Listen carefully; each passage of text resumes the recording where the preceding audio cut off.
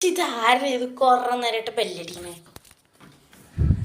സാറേ ഫുഡ്. ആഹാ കറക്റ്റ് സമയത്ത് എത്തിയല്ലോടോ. അതെ അതെ സാർ.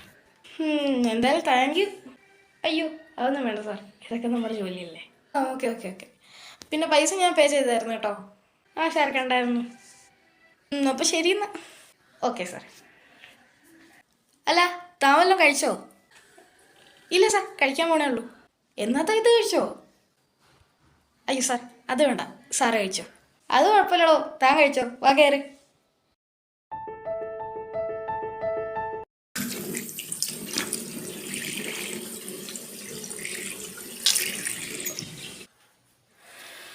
പിന്നെ സാറേ ഒരുപാട് നന്ദിയുണ്ട് കേട്ടോ.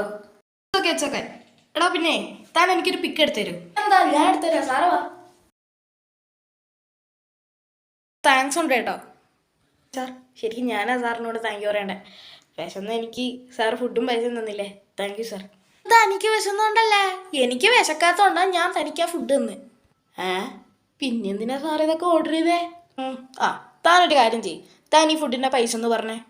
അത് 500. ഈ പറഞ്ഞ 500 രൂപയും കൊടുത്ത് ഞാൻ മേടിച്ച ഫുഡിൻ്റെ കവർ വെച്ച് ഞാൻ കുറേ ഫോട്ടോ എടുത്തില്ലേ.